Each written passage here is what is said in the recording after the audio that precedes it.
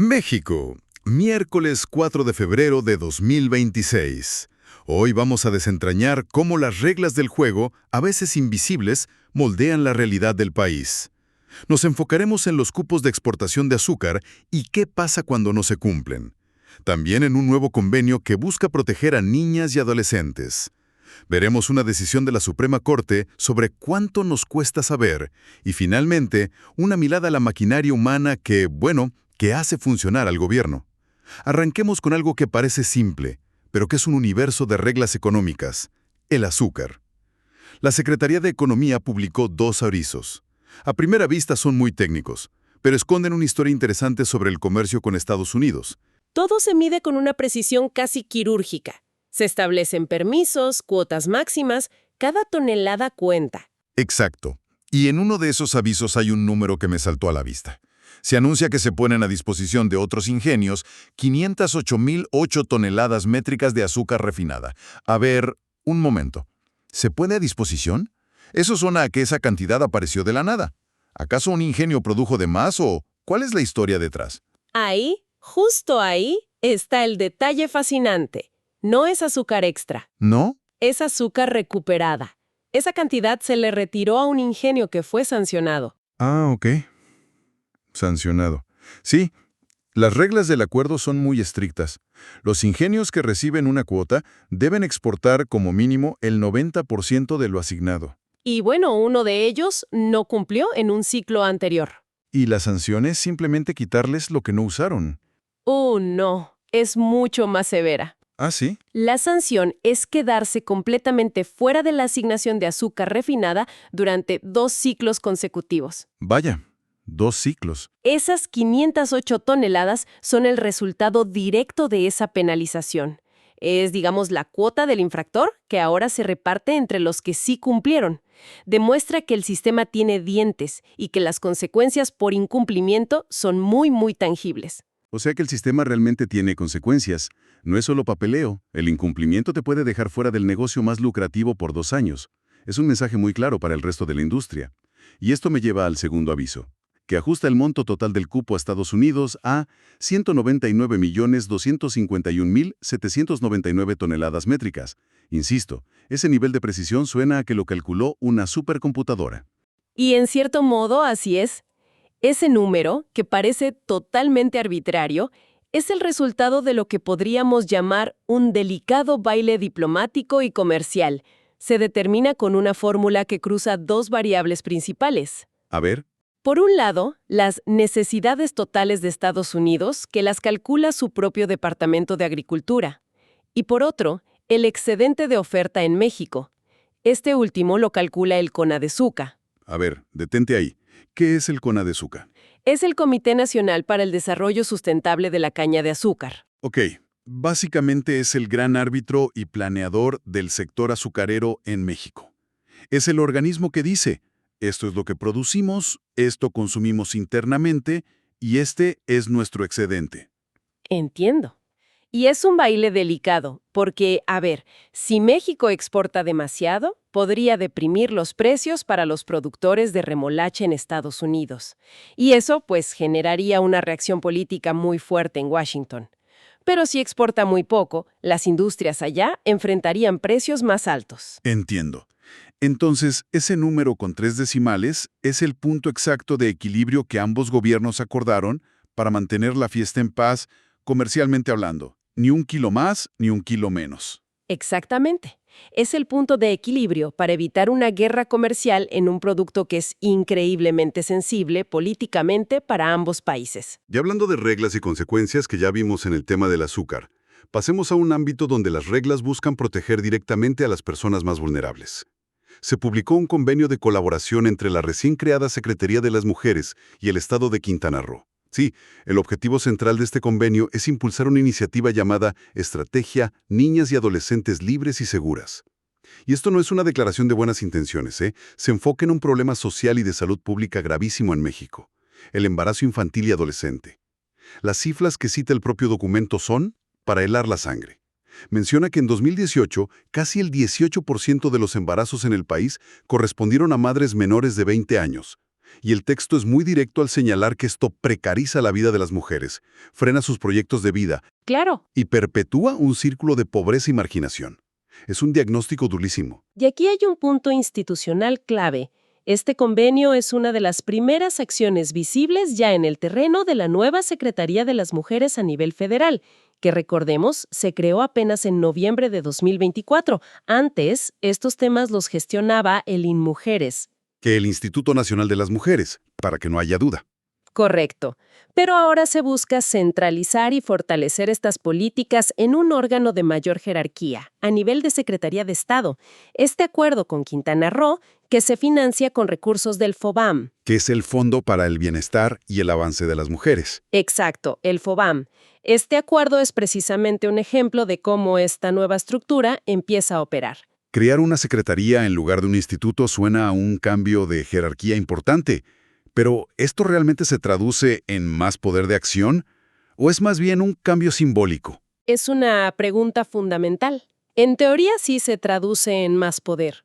Estar a nivel de secretaría significa tener un asiento directo en el gabinete presidencial. Ajá. Significa mayor control presupuestal y sobre todo la capacidad de coordinar políticas de manera transversal con otras secretarías. Pensemos en salud, educación, bienestar. Claro. Antes, como instituto, era más un órgano consultor. Ahora es un ejecutor. Este convenio es, en parte, una prueba de fuego para ver si esa nueva estructura es más ágil y efectiva. Y veo que no es una acción aislada. Se menciona que esta estrategia nacional se va a focalizar en 50 municipios prioritarios del país. Quintana Roo es solo una pieza de un rompecabezas mucho más grande. Exacto. Y es importante subrayar que esto no surge de la nada. El propio documento fundamenta la acción en una serie de compromisos y recomendaciones de tratados internacionales que México ha firmado. ¿Cómo cuáles? Menciona la CEDAW, que es la Convención de la ONU para eliminar todas las formas de discriminación contra la mujer, la Convención sobre los Derechos del Niño y la Convención Belém do Pará. El Tratado Interamericano para erradicar la violencia contra la mujer. Ese mismo. Lo que vemos aquí es al Estado mexicano respondiendo, en teoría, a sus obligaciones internacionales para proteger los derechos de niñas y adolescentes. Y esa idea de cómo las reglas, incluso las internacionales, bajan a la realidad, nos lleva directo al Poder Judicial. Tenemos una sentencia de la Suprema Corte de Justicia de la Nación, que aunque parece muy técnica, toca un derecho fundamental de todas las personas, el acceso a la información. Así es. Se trata de una acción de inconstitucionalidad que promovió la Comisión Nacional de los Derechos Humanos, la CNDH. Lo que la CNDH impugnó fueron las leyes de ingresos de varios municipios de Michoacán, como Jacona, Huetamo y Morelos. Ok. ¿Y el problema? El problema central era que estos municipios estaban cobrando por el acceso a la información pública. ¿Y de qué tipo de cobros estamos hablando? El documento da ejemplos muy concretos. 1 peso por cada hoja digitalizada o en el caso de Jacona, una tarifa de 15 pesos por la expedición de certificados o copias de documentos para estudiantes. A ver, para entender bien, aunque 1 peso suene a poco, es como ponerle un candado a una puerta que por ley debe estar abierta. El costo no es el peso, es el mensaje de que saber te va a costar. Le diste en el clavo. Esa es precisamente la lógica de la Corte. Este cobro choca directamente con el principio de gratuidad del derecho a la información. ¿Que está en la Constitución? En el artículo 6º, exacto. Y la Corte ha sido muy consistente en esto. Ha establecido que el Estado solo puede cobrar los costos directos de los materiales de reproducción. O sea, las hojas de papel, la tinta, el costo de un CD o un DVD si pides la información así. Pero nada más. Nada más. Lo que no puede cobrar es el tiempo del personal que busca la información o el servicio de búsqueda en sí. Y supongo que el argumento de los municipios era que ese peso o esos 15 pesos cubrían justamente sus costos, ¿o no? Ese era su argumento, pero ahí es donde se cayó su defensa. El punto central del fallo de la Corte fue que los municipios no justificaron de manera objetiva y razonable cómo llegaron a esas tarifas. Ah. No presentaron un cálculo que demostrara que esos cobros correspondieran real y exclusivamente al costo de los materiales. Simplemente pusieron una cuota. Lo que la convertía en una tarifa arbitraria. Exactamente. Al no haber justificación, la Corte determinó que esas cuotas son desproporcionadas y que funcionan como una barrera económica, una barrera que desincentiva a la ciudadanía a ejercer su derecho a saber. Por eso, declaró inválidos esos artículos. Claro. Esta sentencia es una defensa directa de la transparencia y establece un precedente muy importante para que otros municipios en el país no impongan costos injustificados. Esto me hace pensar, si 3 municipios en Michoacán lo hacían, ¿qué tan extendido podría estar este problema a nivel nacional sin que nadie se dé cuenta? ¿Cuántas barreras silenciosas como esta existirán en reglamentos municipales por todo el país? Es una reflexión crucial y demuestra la importancia de organismos como la CNDH o los institutos de transparencia locales, que tienen la capacidad de detectar estos patrones y llevarlos hasta la máxima instancia judicial. Sin esa vigilancia, es muy probable que estas prácticas simplemente continuarían, erosionando un derecho fundamental de manera silenciosa. Claro. Y para que todas estas reglas, sentencias y programas funcionen, se necesita gente. Lo que nos lleva al último tema de hoy, que es una ventana a la maquinaria del Estado. Las convocatorias para trabajar en el gobierno federal. Estas convocatorias son la puerta de entrada a lo que se conoce como el Servicio Profesional de Carrera. Es un sistema que, en teoría, busca que el ingreso a la administración pública se base en el mérito, en la capacidad, y no en amiguismos o decisiones políticas. Ajá. Las dependencias publican sus vacantes con perfiles, requisitos y sueldos muy específicos. Y hoy tenemos varios ejemplos. La Secretaría de Gobernación publica una vacante para la Dirección de Vinculación y Concertación. El sueldo bruto mensual, 85,968 pesos. Vaya. Piden título en carreras como Administración Pública, Derecho o Economía y experiencia en áreas muy específicas de negociación y análisis político. Y el proceso para entrar es riguroso.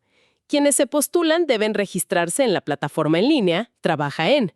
Si cumplen con el perfil, empieza una carrera de obstáculos.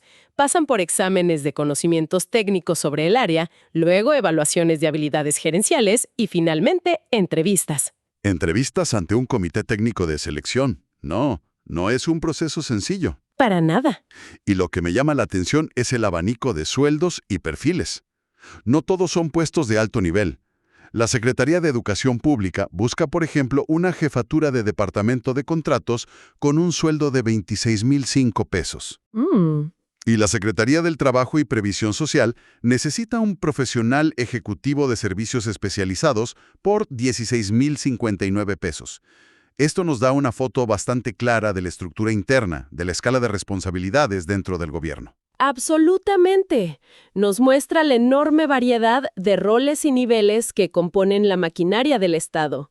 Desde la persona que va a diseñar la estrategia de vinculación política en gobernación hasta quien va a revisar los detalles de los contratos en la SEP. Cada uno es un engrane en el sistema. O sea que, en teoría, la persona que acabe en esa jefatura de departamento en la SEP o el director en gobernación son los engranes que hacen que políticas como el Convenio de Quintana Roo o el cumplimiento de las sentencias de la Corte realmente sucedan en el día a día. De su competencia depende que el papel se convierta en realidad. Estas no son solo ofertas de trabajo, son la manifestación de las capacidades que el Estado considera cruciales para poder operar. Nos muestran dónde se están invirtiendo los recursos humanos para ejecutar las decisiones que se toman en los niveles más altos y que afectan la vida de todos. Son el puente entre la gran política y la implementación cotidiana. Entonces, en el análisis de un solo día, el pulso oficial del país nos ha llevado desde las reglas macroeconómicas del azúcar, pasando por las normas para proteger a la adolescencia, hasta una sentencia que defiende nuestro derecho a saber, y finalmente a las personas que deben hacer que todo eso funcione. Un recorrido completo por las reglas del juego. Y esto nos deja con una reflexión final.